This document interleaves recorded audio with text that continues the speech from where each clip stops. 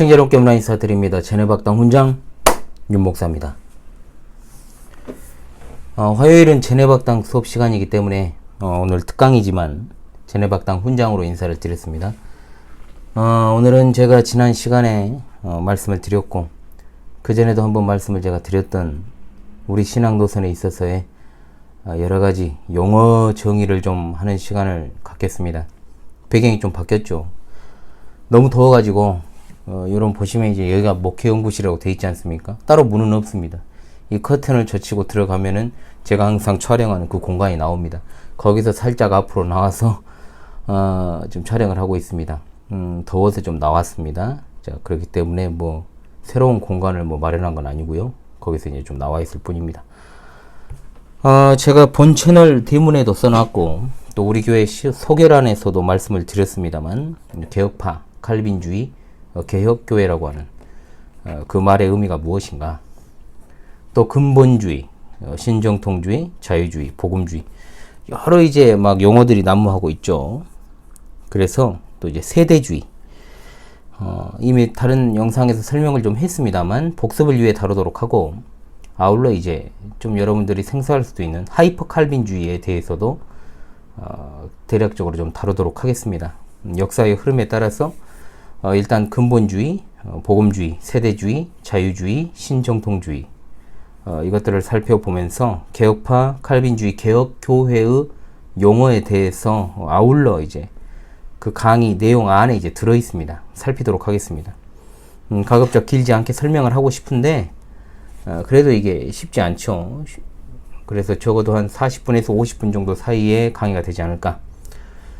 그리고 정리를 좀 잘 하셔서요. 앞으로는 용어에 있어서 어떤 혼선을 빚지 않으시기를 바라옵고, 또 분별력을 잘 갖추셔서 우리의 신앙 노선이 어떤 것인지를 바르게 세워나가시고, 또 우리 신앙의 출처가 애매모호하지 않고 어디인지를 확실하게 파악하시고 여러분의 신앙의 정체성을 바르게 하시는 그런 어떤 계기로 삼는 수업이 되었으면 좋겠다라는 생각을 합니다. 자, 첫 번째 살펴볼 것은 이제 근본주의입니다. 근본주의. 자, 근본주의라는 말을 딱 들었을 때 여러분 어떤 느낌이 드십니까? 좀 긍정적입니까? 부정적입니까?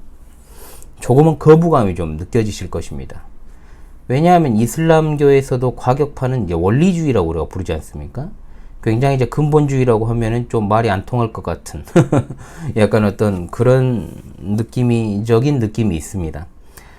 그러나 기독교에 있어서 근본주의의 출발은 유럽의 자유주의에 반발해서 나오게 된 신앙운동이다라고 여러분들이 대략적으로 정의를 하시면 되겠습니다. 이것과 관련해서 배경은 19세기 중엽으로 이제 거슬러 올라가는데, 유럽은 이미 자유주의 물결이 이제 가득 차 있던 때입니다. 어떤 이런 자유주의 물결이 미국으로 건너오게 되니까 정통 신앙을 지키려고 미국에서 일어났던 신앙운동을 근본주의라고 부른다라고 생각하시면 되겠어요. 연도상으로는 이제 1930년대입니다. 이때가 굉장히 교회적으로는 격변의 시기였다.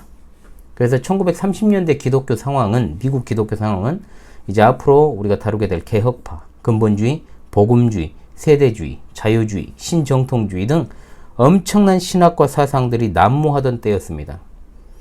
그런데 이 근본주의를 개혁파로 착각하는 일이 있습니다. 둘은 엄연하게 다릅니다. 개혁파는 여러분 잘 아시는 것처럼 중세기에 로마교에 대항하여 스위스 제네바와 네덜란드를 중심으로 한 종교 개혁자들이 따르던 정통 신앙 체계를 말합니다.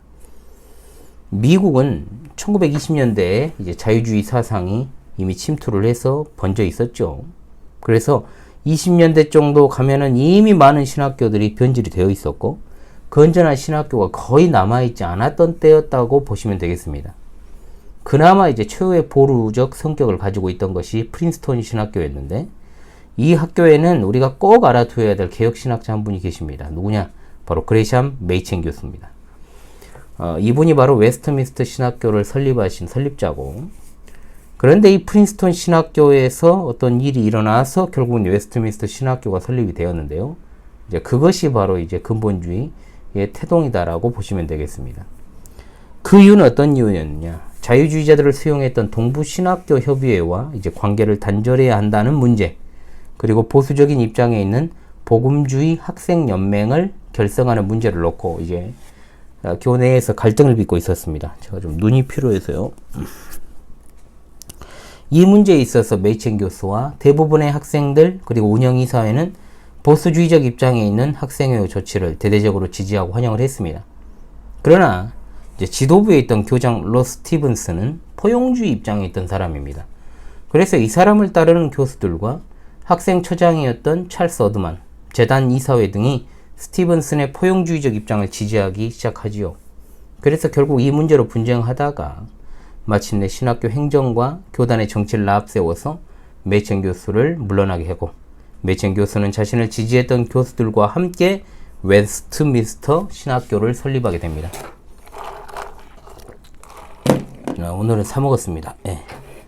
이 부분은 제가 이제 제네바 학당 정통 기독교회사에서 다시 상세하게 다루려고 합니다. 그러니까 이렇게 이해하시면 되겠습니다. 자유주의의 태양에서 일어난 신앙운동이 근본주의다. 이 근본주의는 굉장히 포괄적인 용어라고 할 수 있습니다. 고 박영용 박사님은 이 근본주의와 개혁파를 같은 선상에 놓고 있습니다만 정확하게 말하면 엄밀하게 다릅니다. 개혁파와 근본주의는 다르죠. 근본주의 신앙운동을 하던 분들 중에 개혁파가 포함되어 있었다라고 말할 수는 있겠지만 근본주의가 곧 개혁파는 아닙니다. 아울러 근본주의는 세상과 기독교 자체를 배타적으로 분리시키는 분리주의적 경향이 많이 나타나고 있기 때문에 정확히 말해서 개혁파와는 다른 길을 걸었다라고 볼 수 있습니다. 우리나라에도 근본주의 신앙 노선을 따르는 장로 교단이 존재합니다. 과거와는 완전히 같은 방식은 아니어도 상당 부분 세상에 대해서 배타적인 경향이 아직도 좀 남아있는 것을 볼 수 있죠. 자, 두 번째로 이제 확실한 용어 정리, 개혁파입니다. 개혁파. 개혁파는 우리 광주 신실한교회가 따르는 신앙 노선입니다. 저는 성도들에게 우리 신앙이 개혁파 신앙이라는 사실을 여러 차례 주지시키고 지금껏 가르쳐 왔습니다.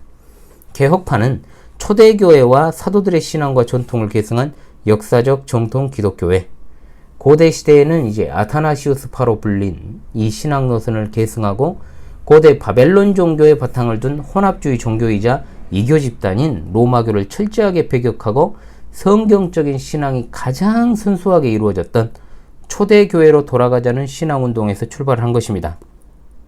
이 신앙운동이 중세기로 들어서면서 이미 말씀드렸던 대로 스위스 제네바와 네덜란드를 중심으로 시작이 되는데 개혁파를 이제 칼빈파라고도 부르죠. 이 개혁파의 신학 사상을 계승한 것이 한국의 평양신학교였고, 자, 개혁신학의 산실이죠. 평양신학교는 개혁파 신학의 두 거목이라 한다면 사당동 총신대학교의 설립자이자 고려신학교의 초대 교장이셨던 박영용 박사님, 그리고 고려신학교 제2대 교장이었던 박윤선 박사 두 분입니다. 우리나라에서 적어도 개혁파를 이야기하려면 당연히 이 두 분과 이 두 분들의 직계 제자들이 남긴 저서를 통해서 공부하는 것이 맞습니다. 그러면 여기서 여러분들이 헷갈려할 수 있는 칼빈주의와 도대체 개혁파와 개혁교회는 어떻게 구분을 할 수 있는가? 다른 것인가 같은 것인가? 분명히 말씀을 드릴 수 있습니다만은 칼빈주의와 개혁파는 같은 원류를 따릅니다. 대신 이제 개혁교회라고 했을 때는 더 광범위하고 칼빈주의라는 말이 어떤 시점에서 생기기 전부터 개혁파 신앙을 따르는 개혁파 신자들에 의한 교회가 존재했지 않습니까? 그렇기 때문에 칼빈주의라는 말 자체는 전에도 제가 설명을 한번 했습니다만은 칼빈은 따르는 사람들이 스스로 만들어낸 용어가 아닙니다. 루터파에서 자신들과 칼빈파를 구분하기 위해서 사용한 것이 켈빈이즘이에요. 즉 루터파는 종교개혁 당시에 성례와 관련해가지고 개혁파와 극한의 대립을 했습니다.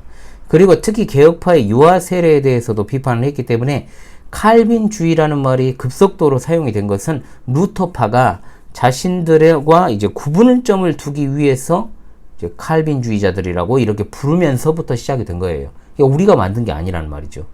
그렇기 때문에 그런 어떤 측면에서 그 전부터 개혁교회는 이미 존재했고 개혁파로서 존재했다라는 것, 이것을 여러분들이 염두에 두신다면 다른 말이 아니지만 역사적으로 그렇다는 겁니다. 자, 정리하자면 우리 신앙은 초대교회와 역사적 정통 기독교의 맥을 잇는 개혁교회가 가진 개혁파 신앙입니다. 이 개혁파 신앙을 사탄을 숭배하는 장미 십자의 멤버이자 로마교내 새신론자였던 마틴 루터의 루터파와 구별하기 위해서 칼빈주의라는 말을 쓰게 되었다. 그래서 칼빈주의라고 했을 때는 엄밀한 신학적 입장을 이야기할 때 사용하는 겁니다. 우리 광주 신실한 교회를 비롯한 참된 교회는 개혁파, 칼빈주의, 개혁교회의 신학 노선을 따르는 것입니다. 이해되십니까, 여러분? 칼빈주의에 대해서 거부감을 갖는 장로교회 목사들이 굉장히 많습니다. 칼빈 자체에 대해서 비판하는 이단이나 사이비들도 많죠. 심지어 저와 같은 교단에 있는 목사들조차도 그렇습니다. 왜 그러느냐? 역사 인식이 없기 때문에 그런 이야기를 하는 것입니다. 오히려 저는 이 시대에 칼빈이나 어떤 칼빈주의라는 이름을 사람들이 불편해하고 공격하는 것 때문에 사용하려 하지 않는 태도 때문이라도 숨기지 말아야 된다라고 보는 사람입니다. 칼빈주의라는 말은 루터파를 비롯한 모든 로마교로부터 파생된 개신교, 소위 개신교죠. 우린 개신교 아닙니다. 개신교와 구분되는 정확한 용어, 칼빈주의라고 말할 수 있는 것이죠. 개혁파 신앙의 핵심은 신구약 성경 66권을 토대로 한 성삼위일체를 정확하게 고백한 사도신경, 니케아 신경, 니케아 콘스탄티노플 신경, 웨스트민스터 신앙고백서, 대서유리 문답, 그리고 칼빈주의 5대 강령 또는 장로교 5대 교리 또는 도르트 신조를 믿고 따르는 오늘날의 개혁 장로 교회를 말합니다. 여기에는 유럽 개혁 교회들의 일치 신조라고 할 수 있는 도르트 신조와 벨기에 신앙고백서와 하이델베르크 요리문답이 있는데 3대 일치 신조라고 부르죠. 벨기에와 하이델베르크 요리문답을 이제 포함시킬 수 있습니다. 우리 광주 신실한 교회에서는 이것을 모두 가르치고 배우고 있습니다. 이것을 믿고 따르는 것이 참된 기독교이고 이 외에는 참다운 기독교가 존재하지 않습니다. 그래서 한국에서는 이 개혁파를 굉장히 다양하게 표현을 하고 있는데 개혁주의라는 말은 박영용 박사님이 사용한 것입니다. 그래서 국제적으로는 개혁주의라는 말을 쓰진 않습니다만 우리나라만 사용하고 있죠. 아울러 애신앙을 지킨다는 측면에서 애신앙 또는 보수주의라는 말을 많이 씁니다. 우리 신앙은 분명 보수신앙입니다. 그리고 정통주의 신앙이라고도 합니다. 로마 제국에 편만했던 정통교회의 신앙을 우리가 그대로 이어받았기 때문이죠. 그래서 정확한 표현으로는 역사적 정통 기독교 또는 기독교회. 우리 채널에도 가끔씩 이상한 자들이 좀 기어 들어와가지고 칼빈의 교리를 가르치면 지옥에 가니 어쩌니 이 덕정 사랑의 교회인가 무엇인가 이 떨거지들 똑같은 글 여기저기 채널들에 이제 복사하고 붙이고 다니는데 무조건 차단입니다. 아무리 길게 써봤자 그거는 휴지로도 쓸 수 없어요. 그런 거는 다신 기어들이지 마십시오. 똥은 발견 즉시 치워야 됩니다. 여기는 신실한 신자들이 와서 공부하는 곳입니다. 현월TV는 어디 구더기들이 와가지고 정주광이 말하니까 다시는 오지 말기를 부탁이 아닌 경고를 합니다. 똥통에서는 파리가 나오지 나비가 나오지 않기 때문에 저는 절대로 똥통에서 나비를 찾지 않습니다. 자, 세 번째 이제 복음주의라는 용어를 좀 보죠. 복음주의 굉장히 좋은 말 같잖아요. 좋은 말이죠. 그리고 복음주의라는 것이 그래서 예수 그리스도의 복음을 중시한다는 측면에서 좋은 말인 것은 맞아요. 그러나 오늘날의 복음주의는 순수한 복음주의 아닙니다. 이른바 신복음주의죠. 사탄을 숭배하는 프리메이슨들이 기독교 신앙을 혼합주의 신앙으로 만들기 위해서 교회에 침투해서 교회를 망쳐놓는 일을 주도하는 자들의 명칭이 지금은 복음주의화 돼버린 거예요. 어찌 역사상 순수한 복음주의자들이 없었겠습니까? 자, 그러나 다른 영상에서 제가 설명을 했듯 사탄의 회인 로마교와 손을 잡고 교회 일치운동, 종교통합운동을 주도하는 자들이 바로 신복음주의자들입니다. 교회 안에서요. 이들은 WEA라는 세계 복음주의 연맹이라는 이 조직으로 활동을 하고 있고 정말로 안타깝게도 제가 속한 교단이 이들과의 교류를 제대로 정리를 못하고 있습니다. 끊어내지 못하고 있어요. 계속해서 위험성을 안고 있지요. 추 교단의 향방에 따라서 저는 미련 없이 만약에 배도적인 결정을 하게 된다면 나갈 것이고 그 이후에는 그러면은 거기서 성별해가지고 또 하나 교단이 생기면 거기에 붙을 것인가 어디에도 속하지 않을 것입니다. 이제는 사실 지금도 어정쩡한 총회와 총신대학교 교수들의 태도를 보면 나가버리고 싶을 때가 한두 번이 아니지만 상황을 조금 더 지켜보고 있습니다. 뭐 더 나아질 거란 기대를 가지고 지켜보는 건 아닙니다. 합동교단이 WEA에 가입했다는 건 아닙니다, 여러분. 교류를 금지하자는 헌의가 있었습니다. 그래가지고 그것을 이제 투표에 붙였어요. 그런데 51대 49 정도로 부결이 되었습니다. 그러니까 쉽게 말하면 그때 당시에 한 4, 5년 전에 합동교단 내에는 쉽게 말하면 WEA에 대해서 긍정하는 자들이 51%가 있었다라고 보시면 돼요. 물론 이제 총대들의 숫자입니다만 거의 대부분 반대한 총대들은 호남 총대들인데 호남 총대가 상당히 많습니다. 저희 교단에. 자, 그렇기 때문에 우리 아주 훌륭하신 교수님들이 신학적으로 연구했다 해가지고 참 그것을 예의주시했죠. 그런데 연구한 결과 교류를 계속하는 것이 좋다라고 결론이 난 것입니다. 참 미련하고 악한 자들이죠. 과거에 제가 지난 참된 교회란 무엇인가 강의에서 말씀을 드렸습니다만 RES 문제로 인해 가지고 장로교 5차 분립이 일어났던 거 여러분 기억나시죠? 그것과 지금 굉장히 비슷한 형태로 지금 나아가고 있다는 겁니다. 역사는 반복이 되지 않습니까? 그러나 반복이 되었을 때는 훨씬 더 심각하게 이게 반복이 된다라고 했을 때 정말로 우려스러운 일이 아닐 수 없다라는 것 말씀을 드립니다. 그리고 이제 네 번째 세대주의입니다. 자, 세대주의에 대한 설명은 4개월 전에 제가 휴거 같은 소리 하고 있네 라는 이번 주 하나님 말씀 해설에서 다룬 것으로 제가 기억이 납니다. 그때 그래서 굉장히 많은 또 구대기들이 들어와 가지고 굉장히 또 댓글을 또 싸지르고 가서 제가 다 차단을 했죠. 그래서 그 부분 또 찾아보십시오 라고 하면 굉장히 또 불친절한 목사가 되지 않겠습니까? 제가 현월TV 윤 목사는 친절하기 때문에 다시 설명을 드리겠습니다.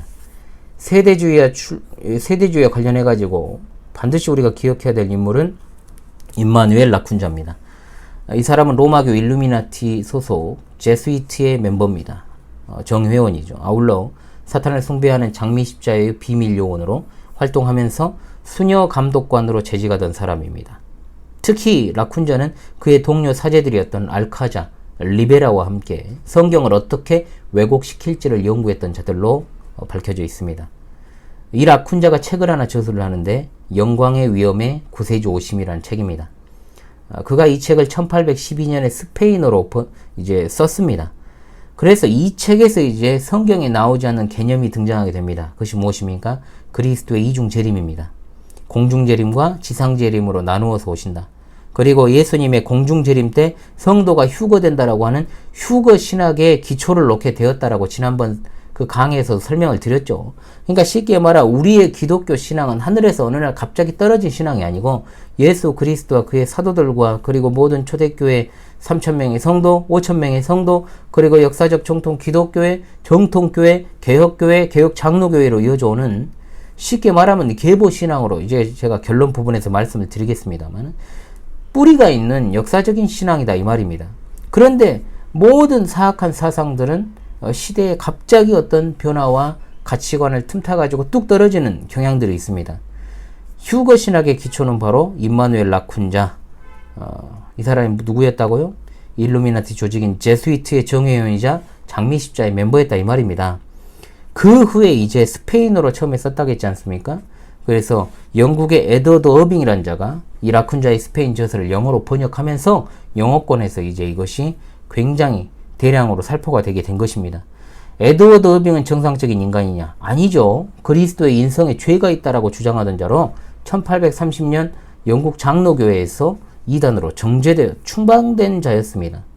이 사람이 주장하는 골자들은 주로 이제 방언이나 계시나 은사, 시한부, 종말론들을 주장했는데 실제로 이 사람은 1835년 7월 14일에 인류의 종말이 이루어진다라고 예언을 했습니다. 그 당시에 1800년도에 세상에 끝이 온다라고 주장했던 이단들이 굉장히 많았죠.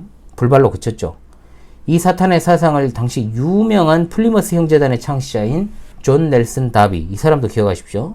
이 사람이 체계하기 시작했고 이윽고 이 사상이 미국에 상륙하면서 미 대륙을 이제 전염병처럼 휩쓸기 시작하지요. 이 잘못된 사상 영향을 받은 미국인 스코필드. 자, 이 사람이 프리메이슨이었는데 1909년 관주 성경을 300만 부 임세하여 냈는데 이 이제 영어의 킴 제임스 성경에 관주를 단 성경입니다. 여기에다가 이제 세대주의를 적용해가지고 급속도로 세대주의가 미 대륙에 퍼지기 시작한 것입니다. 자, 세대주의를 왜 세대주의라고 부르는가? 하나님의 전 경륜을 갖다가 7세대로 구분해서 부르기 때문에 그들을 일명 세대주의라고 부릅니다. 무죄시대, 양심시대, 인간치리시대, 약속시대, 율법시대, 은혜시대, 천연왕국시대 이렇게 나눠요. 그래서 오늘날의 어떤 이중재림을 주장하는 자들은 모두 다 세대주의 영향을 받은 것입니다. 한국 교계는 스코필드를 대놓고 찬양하는 이단도 있습니다. 세대주의는 하나님의 말씀인 성경을 파기하기 위해 사탄이 교회에 심어놓은 누룩이고, 한국 교회는 8, 90년대에 엄청나게 이 영향을 정말 직격탄을 맞아가지고 이제 휴거 서동 났었지 않습니까? 1992년에. 사실은 그 서동의 주체가 세대주의였던 거죠. 그래서 아직도 이 세대주의는 오히려 지금 다시 또 이렇게 흥황을 하고 있죠. 언제나 그렇습니다. 그러면서 세대주의를 가르치면서 교묘하게 역사적 전천년주의자인 것처럼 그렇게 가르치는 세대주의자들도 많이 있어요. 학문적으로만 세대주의를 비판해서는요, 그냥 참고해가지고 우리가 참고할 필요가 있다, 세대주의를 갖다가 무조건 배척해서는 안 된다, 이런 류가 이제 될 수 있어요. 그런데 학문적으로만 비판해서는 절대로 본질을 모릅니다. 자, 사탄으로부터 나온 사상인데 그걸 갖다가 학문적으로 비판하면 어떻게 분별이 되겠습니까? 그렇죠? 다섯 번째, 자유주의입니다. 목이 말라요.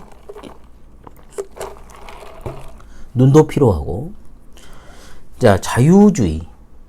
용어 정리를 정확하게 하고 가겠습니다. 자유주의에 신학을 붙이지 마십시오. 자유주의 신학이라고 부르는 사람들이 많은데 그릇된 표현입니다. 자유주의는 그냥 자유주의입니다. 지그들 마음대로 하겠다는 거잖아요. 그래서 자유주의 사상 또는 자유주의 이론이라고 해야지. 자유주의는 사탄을 숭배하는 일루미나티 프리메이슨의 사상으로부터 출발을 했습니다. 제가 첫 번째 근본주의를 이야기할 때 자유주의가 19세기에 이미 유럽에 퍼져 있었다고 말씀드렸습니다. 그럼 이 자유주의가 득세하기 전, 이 자유주의는 교회 안에 침투해가지고 성경을 파괴시키기 시작했지 않습니까? 고등비평과 하등비평이라는 이름으로 성경을 이제 비평적으로 보기 시작하는 입장에서 성경을 파괴시킨 것이 자유주의입니다. 그런데 이 자유주의가 득세하기 전에 사람들의 사상을 갖다가 완전히 뒤바꿔버렸던 것이 뭐냐? 18세기에 등장했던 계몽주의입니다. 계몽주의. 그래서 계몽주의가 자유주의를 배티한 거예요. 이 계몽주의를 굉장히 막연하게 생각하시면 안 됩니다. 계몽주의는 일루미나티 사상을 가리키는 보편적 용어입니다. 일루미나티주의라고 할 수는 없잖아요. 그래서 계몽주의라고 불렀던 거예요. 즉, 이 계몽주의라고 하는 것은 신의 존재를 부정합니다. 인간의 이성의 빛을 받아 살아가자는 뜻입니다. 즉, 일루미나티의 전형적인 사상이죠. 일루미나티라는 용어 자체가 빛을 받아 빛으로부터 오다라는 말인데, 여기서 빛이 여러분 그리스도시겠습니까? 아니죠. 사탄을 가리키는 겁니다. 자유주의의 창시자를 대부분은 독일의 철학자였던 슐라이엘마어라고 이렇게 부릅니다. 일반적으로 인식을 하고 있습니다. 이 슐라이엘마어에 대해서 제가 개혁파 신앙 길라잡이 서론에서 잠깐 다루었습니다만, 이 슐라이엘마어가 무엇을 주장했는가 하면 인간의 절대 의존 감정을 이야기했습니다. 즉, 감정, 인간이 신을 의지하는 감정에 종교의 좌소가 있다라고 종교의 기원에 대해서 그가 이렇게 이야기를 했죠. 이른바 감정신학이라고 이제 교계에는 널리 알려져 있지만 이것도 잘못된 표현이죠. 어디 감정 이론, 감정 사상 이런 걸 갖다가 신학이라는 이름을 붙입니까? 만약에 신학이라면 그 신이 하나님이겠습니까? 귀신이겠습니까? 귀신학이겠죠. 그렇기 때문에 신학이라는 말을 함부로 여기저기 붙이면 안 된다라는 것을 말씀을 드립니다. 감정 이론이다. 이렇게 말해야 되죠. 자, 그리고 참 그 용어도 좀 애매모호한 신정통주의입니다. 뭐가 또 새로운 정통주의라는 것인가? 자, 해 아래 새 것이 없다 그랬죠? 새, 신, 뭐 이런 이름을 붙이는 것들은 다 이상한 것들이라고 보시면 돼요. 사실은. 앞서 말씀을 드린 대로 16세기에 종교개혁이 꽃을 피웠습니다. 그런데 16세기 후반부터 사탄 숭배 조직들이 활개를 쳐요. 그러면서 개혁교회가 크게 위협을 받죠. 이러한 영향이 쭉 이어지면서 17세기에는 알미니안주의가 득세를 하고 18세기에는 계몽주의, 19세기에는 자유주의, 이런 어떤 여러 누룩들이 역사상 이름만 바꿔서 등장을 했습니다. 그러면서 교회를 갖다가 침탈하고 변질시키기 시작을 했죠. 이런 상황 속에서 표면적으로는 자유주의를 반대하는 사상이 등장을 합니다. 이것을 갖다가 신정통주의라고 합니다. 신정통주의를 대표하는 자는 칼바르트입니다. 칼바르트만 기억하시면 돼요. 스위스 개혁교회의 목사이자 신학자로 알려져 있습니다. 이 사람은 사탄을 숭배하는 장미십자의 멤버였고 세계교회협의회가 출범을 할 때 기조 강연을 했던 사람이기도 합니다. 이 사람의 정체를 아시겠죠? 특히 칼바르트에 대해서 할 말이 많지만은 여기서 이야기해야 될 것은 계시론에 있어서 말 같지도 않은 주장을 펼쳐요.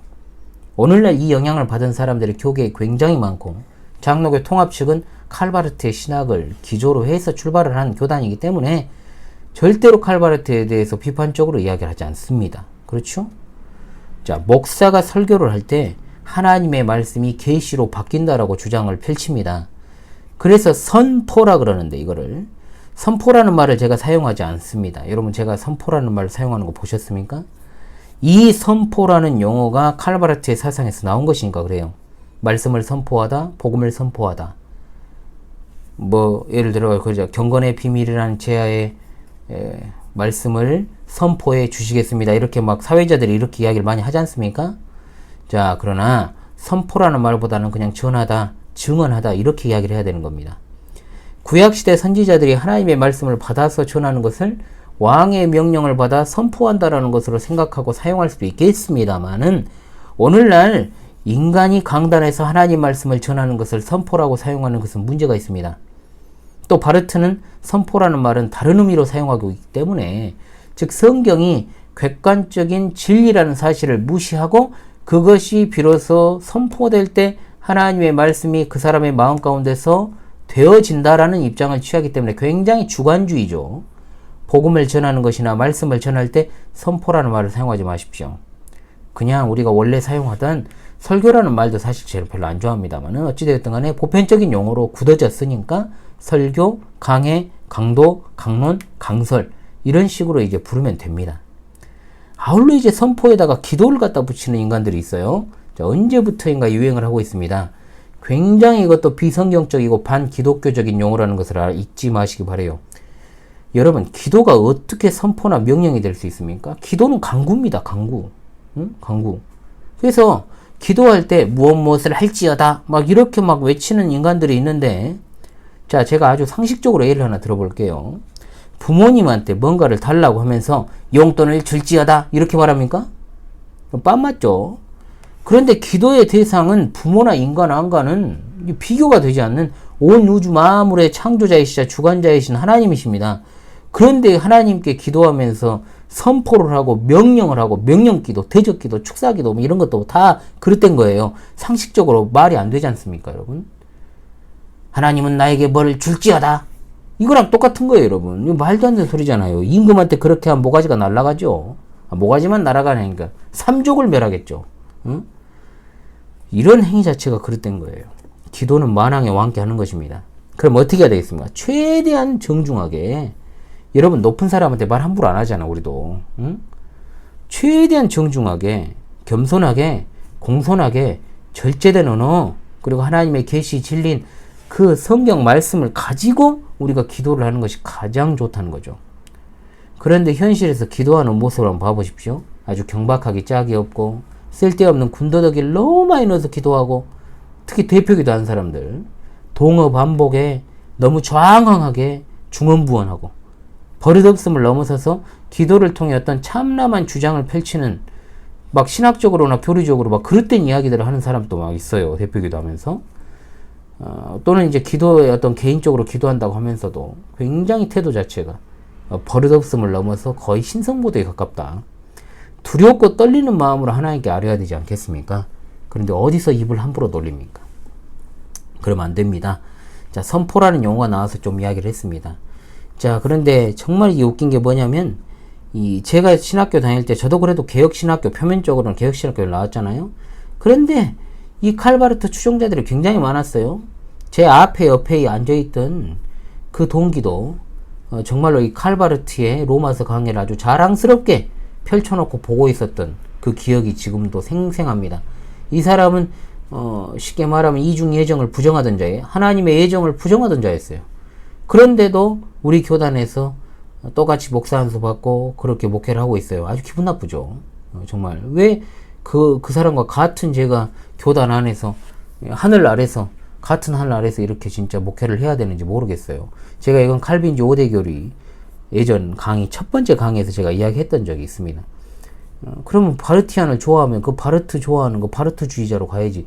왜 여기서 지금 칼빈의 어떤 쉽게 말하면 어떤 그 가르침을 따르는 그 학교 신학교에 와가지고 그런 짓거리를 하고 있냔 말이죠. 그러면서 한다는 소리가 뭔지 아십니까?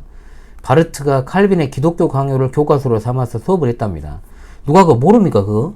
아니, 교과서에 뭐든지 갖다가 교과서를 쓸 수 있죠. 그런데 교과서 갖다 놓고 자기 견해 가르칠 수도 있는 거죠. 그렇지 않습니까? 무구의 책을 어떤 교과서로 썼다 해가지고 그것이 그 사람의 신학을 검증할 수 있는 건 아니죠. 바르트는 사탄주의자였습니다. 여러분 꼭 그걸 기억하십시오. 자, 그 다음 하이퍼 칼빈주의, 좀 생소하시죠? 7번째 하이퍼 칼빈주의인데 이 부분도 길게 하지 않겠습니다. 간략하게만 소개해 드릴게요. 이미 앞서 말씀을 드린데요, 칼빈주의라는 말은 우리나라에서 개혁주의, 개혁파, 개혁교회, 개혁장로교라는 말과 함께 사용이 됩니다. 그래서 개혁파라는 용어는 또 제가 큰 빚을 지고 있는 스승이신 고 조성만 박사님이 사용하신 용어입니다. 그분이 이제 고베 개혁파 신학교를 나오셨거든요. 그래서 일본에서는 개혁파라는 말이 상당히 이제 보편적으로 통용되는 말입니다. 자, 그래서 개혁파라는 용어는 이제 조성만 박사님을 중심으로 해가지고 주로 사용되는 용어다라는 것. 그래서 저는 굉장히 그 용어를 좋아합니다. 그런데 이제 하이퍼 칼빈주의에서 하이퍼라는 말은 뭐냐? 과도하다, 극렬하다라는 뜻을 가진 용어입니다. 그래서 보통 극단적 칼빈주의라고 이렇게 해석을 할 수 있지만 사실상 극단적 칼빈주의라는 건 존재하지 않아요. 그냥 극단주의죠. 왜냐하면 사실상 하이퍼 칼빈주의자라고 지칭할 수 있는 이들이 현실에서 거의 없기 때문에 그렇습니다. 그러나 이런 어떤 극단적 성향을 가진 사람들은 우리 주위에서 그리고 역사적으로 언제나 있어 왔어요. 그렇기 때문에 분별은 필요합니다. 언제나 극단은 위험하기 때문이죠. 자, 이들의 주장 첫 번째, 성경의 애정을 잘못 이해하고 있습니다. 이들은 애정을 극단적으로 강조를 하다 보니까 개인 전도를 무시하거나 약화시켜버려요. 이들은 하나님의 선택을 받은 자들에게 굳이 전도를 하지 않아도 그들이 예수 그리스도를 영접한다라고 주장을 합니다. 사실 하나님께서 죄인을 각성시키시고 회개하게 하시고 구원으로 이끌어 주시는 건 맞습니다. 그렇지만 또 다른 측면에서 하나님께서는 전도의 미련한 방법으로 그들을 구원하시기를 기뻐하셨다라고 했지 않습니까? 분명한 사실이죠. 그러므로 우리는 누가 하나님의 택하심을 받은 애정된 자인지를 알 수 없기 때문에 무차별적으로 사람들에게 복음을 전할 것을 명령받았고 그렇게 해야 되는 겁니다. 하나님께서는 우리의 전도를 통해서 정말로 아무것도 아닌 우리의 새치 이 입술을 통해서 혀를 통해서 그들을 구원하시기를 기뻐하시기 때문에 한 측면을 강조하다가 다른 어떤 하나님의 말씀을 무시하는 것은 절대로 바른 신앙이라고 볼 수가 없는 것이죠. 자, 그리고 두 번째입니다. 하나님의 절대 주권을 강조하는 것은 좋은데 지나치게 강조해가지고 인간의 책임과 의무를 약화시키는 측면이 있어요. 하나님께서 이 세상에 주신 일반 은혜들의 도구와 어떤 섭리를 갖다가 무시하고 힘껏 노력도 하지 않으면서 기도에 힘쓰면 뭔가 하늘에서 떨어질 것으로 기대하는 모습도 그래요. 하나님의 택함을 받은 성도라고 할지라도 우리 이마에서 땀을 흘리지 않고 먹고 살 수 있는 방법이란 건 이 세상에 존재하지 않습니다. 그래서 땀을 흘리지 않고 불로소득을 추구하는 것은 그릇된 거죠. 신자로서. 힘써 일하는 것은 우리에게 주어진 당연한 책무입니다. 하나님께서 분명히 먹을 것과 쓸 것을 공급해 주시고 또한 우리가 일할 수 있는 힘과 지혜와 능력도 주시지만 분명한 건 우리는 하나님의 주시는 은혜로 힘껏 살아가야 한다는 사실입니다. 엿새 동안 힘써 일하라. 자, 세상 끝날까지 우리 일입니다. 우리가 할 일이에요. 제가 이 부분을 강의를 하면서 항상 이제 떠오르는 과거의 한 자매가 있습니다. 참 지금도 생각하면 너무 뼈 아픈데요. 가슴도 아프고 그렇습니다. 제가 전도사로 심호하던 곳에서 있었던 제 또래입니다. 저하고 나이 같았던 자매예요. 안타깝게도 이제 암에 걸렸는데 그것을 이제 교회에 숨긴 거예요. 그러니까 쉽게 말하면 이제 지도부에 계시던 어떤 중직자들은 알고 계셨겠죠.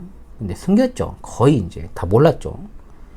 그래서 이제 나름대로 치료해보고자 신령하다는 기도원에 가가지고 자기 방식대로 그것을 치료해보고자 어찌 보면 생을 마감하고자 이제 그렇게 간 건지도 모르겠어요. 할 수 있는 한 치료를 해보고 여러 가지 노력을 기울여 하는 것이 맞지만 그렇게 하지 않고 결국 기도원에 가서 생을 마감하고 말았거든요. 근데 상당한 시간이 있었습니다. 왜냐하면 제가 그곳에서 5년 정도를 심호했기 때문에 3년을 함께 했고 나머지 한 1년 반 정도를 제가 못 봤어요. 그러면서 이제 그 와중에 이제 그때는 거의 좀 많이 악화가 되어서 이제 그렇게 교회를 이탈했겠죠. 그 당시에 담임 목사님의 심정이 얼마나 정말로 가슴이 아팠겠습니까, 진짜. 과연 그것이 올바른 신앙일까요? 그것은 하나의 극단이라고 봐야 되는 거죠. 가령 손을 쓸 수 없을 정도로 어려워졌다고 할지라도 자신이 출석하는 교회에서 목사의 지도를 받으며 성도들과 함께 기도하면서 적절한 병원 치료를 병행하면서 삶의 질을 높여가는 방안으로 이렇게 쫙쫙 나가면, 그래도 만약에 저는 그렇게 생각을 하거든요. 제가 정말 이 좋아하는 스승 중에 한 분이 또 이제 일본 의사신데, 이분 같은 경우에 주장이 그래요. 사람을 죽이는 게 암이기 때문에 암과 싸우지 마라 그랬거든요. 암은 죽이는 병이다. 그렇다면 어떻게 해야 되냐? 암을 죽이려고 하는 모든 어떤 항암제라든지 그런 시도들이 오히려 암을 키우고 전이를 100% 이미 전이가 되는 암이기 때문에 그것을 갖다가 더 건들면 건들수록 더 삶의 질은 나빠질 수밖에 없고, 거기에다 더 강한 항암제를 투여하게 되면 죽는 순간까지도 고통스럽게 생을 마감하게 될 수밖에 없기 때문에 사람을 죽이는 암에 대해서는 자연치료, 온존요법을 쓰면서 그렇게 삶의 질을 높여나가면서 삶을 마무리하는 것이 좋다. 저는 확실히 그렇게 생각을 하거든요, 저도. 그러면서 그렇게 기도하면서, 그래도 우리가 기적주의자들은 아니지만 이미 기적을 체험한 사람들이지만 그렇게 기도하면서 함께 끝까지 신앙생활 하면서 그렇게 아름답게 천국으로 만약에 갔다고 할지라도, 그럼 정말로 사람들의 그 슬픔과 고통이라고 하는 것이 더 희석되지 않았겠습니까? 그리고 그 기간이 분명히 있었다는 것이죠. 그러나 현대의학에 한 치료를 거부했고 하나님의 직접적 치유의 손길을 기대하면서 그렇게 기도원에 들어간 것입니다. 과연 올바른 선택이었을까요? 그리고 궁금한 것, 그 기도원의 원장은 그러면 바른 신앙인이었을까요? 저는 그렇게 생각하지 않습니다. 바른 신앙인이라면 그렇게 지도 안 합니다. 왜 그렇게 합니까? 아직도 생각하면 너무나 가슴이 아픈 과거 일입니다. 자, 세 번째, 율법 폐기론을 조장, 방종주의자들을 양산합니다. 자, 칭의만을 극단적으로 강조를 해가지고 결국 선고만 받고 삶이 흐트러지는 결과를 낳게 되죠. 우리가 받는 구원이 행위 구원이 결코 아니지만 성화를 위한 정말 우리의 행위가 얼마나 중요한지 더 강조하지 않아도 될 것입니다. 칭의는 성화로 이어집니다. 삭개오는 말로만 회개한 것이 아니라 다른 사람의 것을 터색한 일이 있다면 4배로 갚고 자신의 재산을 반을 팔아가지고 가난한 사람들을 돕겠다라고 이야기를 했습니다. 불신자들이 열매 없는 신자들을 인정하지 않는 것처럼 하나님도 마찬가지입니다. 인간이 연약해가지고 넘어지거나 실수하거나 이렇게 하는 것과 상습적으로 습관적으로 죄를 짓는 건 다른 거죠. 분명히 여러분 그렇지 않습니까? 습관적 상습범은 하나님의 백성이라 부를 수 없습니다. 하이퍼 칼빈주의자들을 비롯한 모든 극단주의자들도 마찬가지입니다. 하이퍼 칼빈주의자들이 아무리 자신들이 올바른 신앙을 가지고 있다라고 주장을 해도 그건 무늬만 칼빈주의, 겉보기만 교회입니다.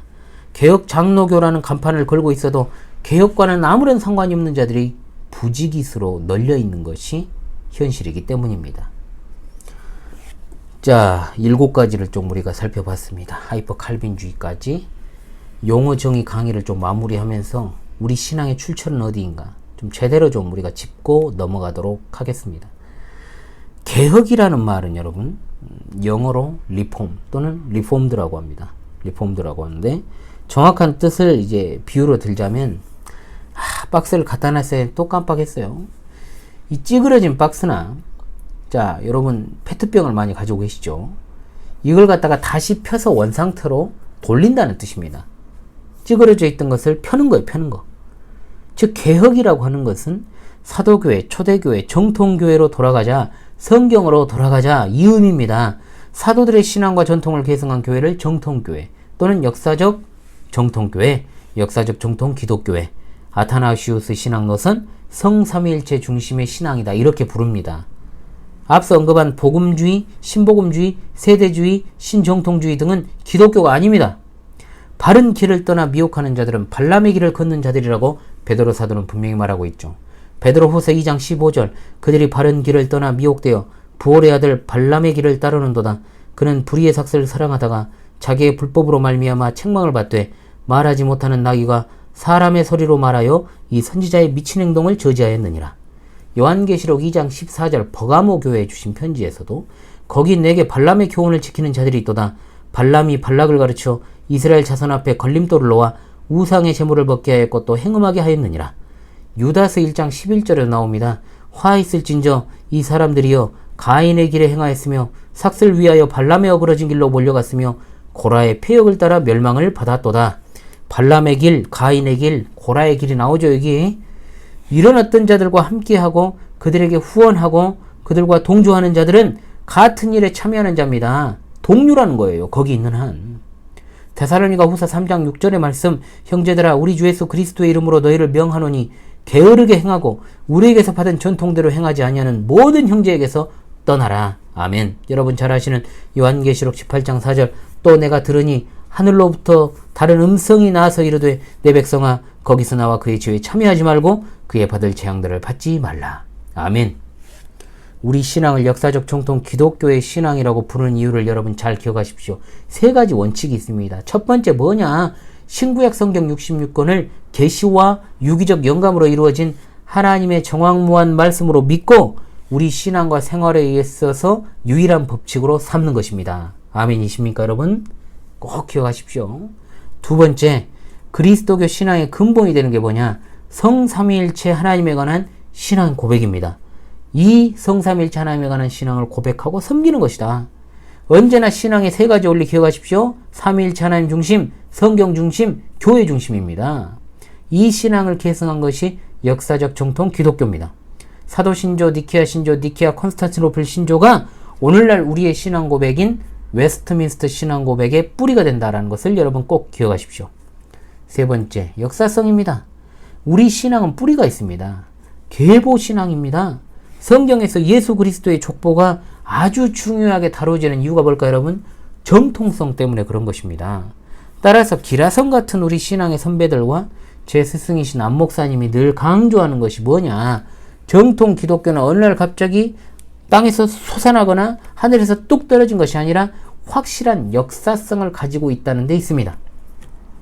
아타나시우스의 신앙 노선을 칼빈, 베자, 카이퍼, 바빙크, 메이첸이 계승하고 한국에서는 평양신학교가 개혁신학의 산실이 되어서 길선주 목사, 박형용 박사, 박윤선 박사, 조영엽 박사, 최순직 박사, 조성만 박사, 안병삼 목사 등이 계승을 하였고 저의 신학은 정확하게는 조영엽 박사님과 조성만 박사님의 신학과 신앙을 그대로 따르고 제가 공부를 그 기초로 두고 공부를 했기 때문에 그렇습니다. 안병삼 목사님은 제가 목회자 되는 길에 있어서 길잡이가 되시고 등불이 되시고 지금도 현존하는 저의 최고의 스승이십니다. 그분이 인정하다 안 하든 맞아요 그게. 안타깝게도 제가 나온 학교에서는 저의 스승이 없어요. 단지 그분들은 제가 나온 학교 원사들이죠. 왜냐하면 그분들을 폄하하고 무시하는 게 아니고요. 딱히 그분들이 정통신앙을 제가 방금 말씀드린 그 신앙을 그대로 계승한다는 느낌을 받지 못하고 좀 잡탕이었거든요. 솔직히 말하면. 응? 저는 신대원 1학년 1학기 때부터 위에 언급한 분들의 신앙을 철저히 공부를 했고 그분들의 신학을 계승을 했습니다. 제가 있는 이 지역이 한때는 보수신학의 요람이며 아직도 저는 혼합의 이 보수신학의 희망이 있다라고 보고 있습니다만은 어찌됐든 간에 제가 말씀을 드렸죠. 전에 이 보수신학의 요람이자 한국의 칼빈이라고 불렸던 광신대학교의 설립자 정규호 목사님의 영향을 많이 받은 곳입니다. 정규호 목사님은 조선신학교 신신학 문제가 불거 나왔을 때 51인 신앙동지회의 회장이었고 박영용 박사님의 제자이기도 하죠. 1979년에 이제 개혁측이라고 있습니다, 여러분. 장로교 개혁측 분열로 인해 가지고 한때 교권주의자로 이제 불렸던 쉽게 말 하나의 과오가 있던 분입니다. 과거 역사에서 그때 이제 교권주의와 대교회주의 운동이 막 아주 판을 칠 때였죠. 70년대. 그래서 본인이 솔직하게 고백을 했어요. 나도 교권의 영향을 많이 받아서 그렇게 판단할 수 없었다라고. 그랬다가 이제 2005년에 합동과 개혁이 다시 합칩니다. 그래가지고 지금 합동교단이 저렇게 커진 것은 이제 그 이유죠. 그러나 제가 학교에 다닐 때는 이미 신학적 정체성이 애매모호하게 된 상태였어요. 신복음주의 영향을 강하게 받은 거죠.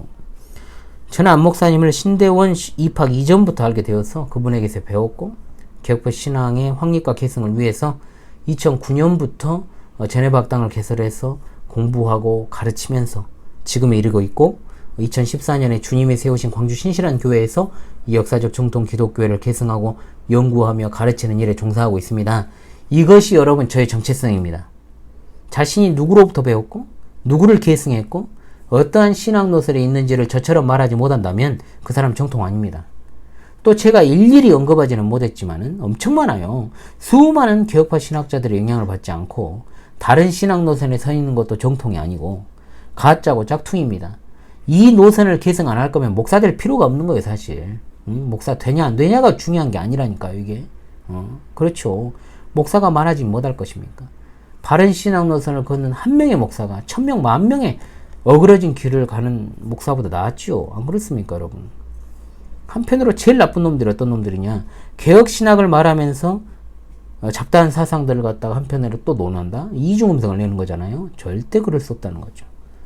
적어도 내가 현월TV 윤 목사에게 배웠고 영향을 받았다면 여러분도 제가 위에서 열거했던 정말 귀한 신앙의 선배들을 계승하는 것이 되는 겁니다. 저는 다른 목소리를 내지 않고 예수 그리스도께서 세우신 사도들의 신앙 고백의 터 위에 세워진 사도교회, 정통교회, 개혁교회, 개혁장로교회를 정확하게 계승했습니다.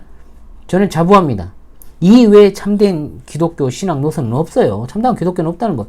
여러분의 신앙 노선과 정체성을 정확하게 알고 인식하는 것, 그것이 바른 신앙의 출발점입니다. 출발부터 잘못되어 있는데 어떻게 수정이 되겠습니까? 원점으로 돌아가야지. 그렇지 않습니까, 여러분? 길을 잃었을 때는 원점으로 돌아가야 됩니다. 그렇지 않습니까, 여러분? 사람을 판단할 때는 그가 누구로부터 나왔는가, 또 누구로부터 배웠는가, 누구의 영향을 받았는가, 그리고 또 진짜 중요한 거 있습니까? 누구를 낳았는가. 쉽게 말하면 그 사람의 스승을 보면 제자가 나오잖아요. 그 말은 뭔 말이냐?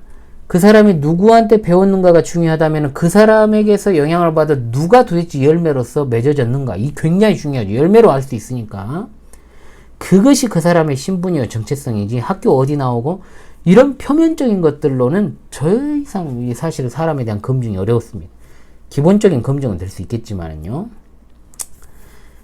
그래서 목사들 중에도 사실 알게 모르게 다 자기가 영향을 받은 스승들이 있습니다. 대놓고는 말 안 하지만 그렇죠. 그렇기 때문에 분명한 사실이죠. 긴 시간이었지만 여러 편으로 하는 것보다 굵게 한 편으로 정리를 했습니다.